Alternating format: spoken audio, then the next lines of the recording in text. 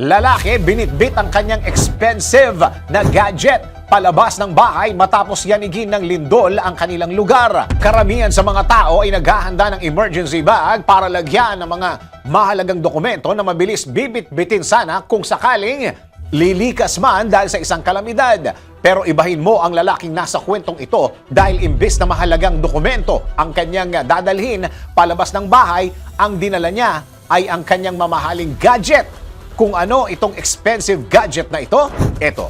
Noong September 2023, niyanig ng magnitude 6.8 na lindol ang Morocco kung saan libu-libong buhay ang nasawi. Kasabay nito, nag-viral ang litrato ng isang lalaki na walang suot na t-shirt at naka-shorts lamang habang nasa labas ng kanyang bahay habang bitbit ang kanyang PlayStation 5 o PS5 na isang video game console. Maraming netizen ang nagbigay ng iba't ibang reaksyon dahil imbes iligtas ang sarili at dalhin ang iba pang mga mahalagang dokumento o bagay, mas pinili nitong bitbitin ang kanyang PS5.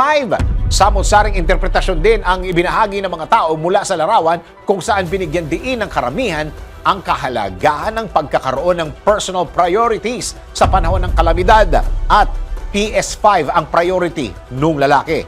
May iba namang nagsabi na nasa kalagitnaan umano ng gaming session ang lalaki nang tumama ang lindol at baka PS5 lamang ang tanging nagbibigay ng saya at comfort sa lalaki. Kung ikaw ang nasa sitwasyon ng lalaking yun, ano ang iyong bibit-bitin para lumikas? Dokumento o mamahaling gadget?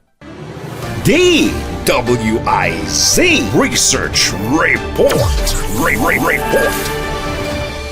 Thank you for watching. Tuloy lang ang panonood at pakikinig ng tamang balita sa DWIZ News, DWIZ News FM Regional, DWIZ News TV, Aliw Channel 23 nationwide. Mag-follow, like, subscribe at i-share ang aming mga social media accounts.